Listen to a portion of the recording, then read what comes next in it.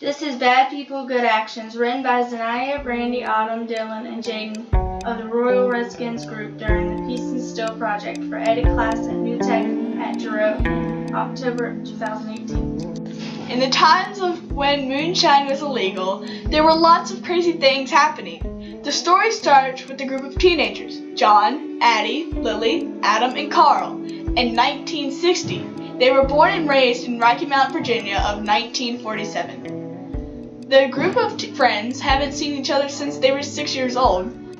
Now that they are finally teenagers, they decided to meet up somewhere. The best spot in 1960 at the time was the skating rink. Friday afternoon was the meeting day. Everyone went to the skating rink and had a great time together.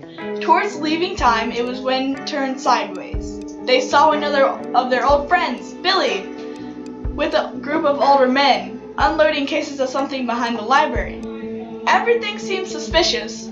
They were confused by what they were seeing. It couldn't be that one of their friends was a bootlegger, or was he? The group crept around the library and everyone was staring at them. The bootleggers noticed the group of teenagers and slowly walked towards them. What are you doing here? Billy shrugged. The bootleggers told the group, You better keep your trap shut if you know what's good for you. The group was so terrified they quickly ran, tripping over each other. They were out of sight and also out of breath, Addie said. Isn't bootlegging against the law? The group replied with, Of course it is! They're either way very stupid, very smart, or paying off the cops. Either way, it's none of their business. After a long, crazy day, they decided it was time to go home and call it a day. Monday morning, Adam had got dressed for school, then he went down to eat. His dad was reading the newspaper on something about Smith Mountain Dam being built. He asked his dad what it was about. His dad looked up and said, They're building a dam. They're planning to build a park near it. He sat up quickly and ran out of the house. Bye, Dad, Yelled Adam. Adam quickly ran to John's house and to walk with him to school. On the way, Adam was telling John everything his dad read in the newspaper. Once they got to school, he saw the rest of the group talking, huddled together. Adam walks up to the group and said, Guys, did you hear about the Smith Mountain Lake Dam being built? Carl suggested that they should skip school and go have a look. Lily didn't like the feeling of skipping school. Carl said, You can stay at the school you want. Lily thought for a little and then finally said, Fine, I'll go. They all started heading out of the school grounds, trying not to get caught. Once they got there, they saw all sorts of machines working away. They watched in amazement as the machines worked and all of the people. I wonder when the lake will be finished. They say they're going to try to be finished with it by March 1963. That's going to be in 3 years. That's not too far away. In the corner of Lily's eyes, she saw people carrying wooden crates. Hey, what are they doing here? Exclaimed Lily. All the teenagers looked over towards where Lily was looking. Those are the bootleggers, Whispered Adam. We better get out of here before we get spotted. Said Addie. They all agreed and they jogged out in the woods on the road, where their Alfa Romeo Spider was. They all got in the car, buckling up. Carl was the one driving and started the engine. It was a very loud, rumbling sound. The car sped off, leaving no trace that they were there. After 20 minutes, they finally make it back to school. Shouldn't we wait until the next class starts? They all nod. Carl turns on some music so it wouldn't be so quiet in the car. They decide to wait in the car until it was time for their next class to start. They all end up falling asleep in the car. It's a good thing that they woke up before class started. As they were getting out of the car, they noticed folded up cards laying on the ground. They're notes, Said Lily. These were any ordinary notes. They were threat notes. The most terrifying note read, You were warned. What does that mean?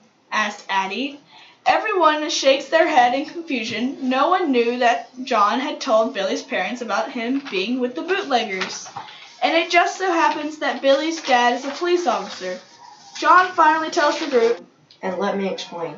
I have a plan I've been thinking about for a while. Well, what's the plan?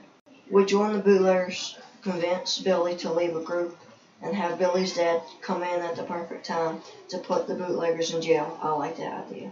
Now that we have a whole group was on the board of John's idea, it was time for it to come into play. It's now Wednesday and everyone is feeling really nervous.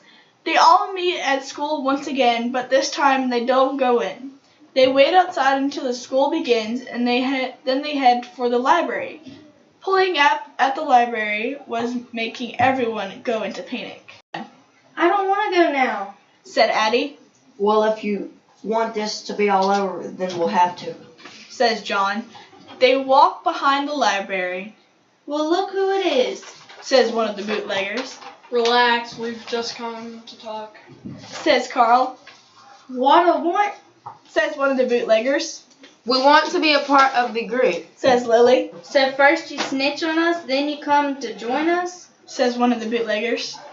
Well, we figured you needed to get more money to provide for our families, and this is the best way. Says Addie.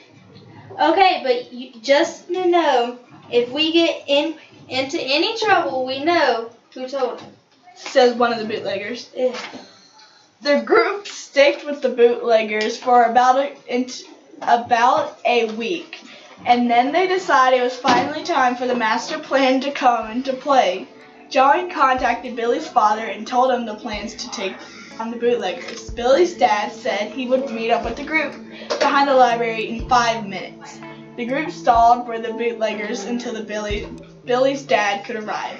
Billy, come over here. Whispered Addie. Billy walked over to Addie. What is it? Asked Billy. Your dad's coming to get us and put the bootleggers in jail. Said Addie.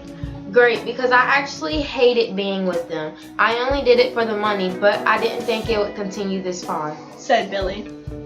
Billy's dad arrived and everyone is super nervous. He creeps over around the back of the library. He spots the bootleggers and calls for backup. Police arrive immediately and the bootleggers try to run, but they are outnumbered by policemen. They are all tackled to the ground and taken away to prison. Billy gets grounded for a couple of weeks by his dad, but after his weeks are out, the group met up at the now finished Smith Mountain Dam, including Billy, and enjoyed their time together. Billy thanks the group for noticing that he was in a bad situation and dragging themselves into the bootleggers group to help him. The group then yells out, "You're welcome!"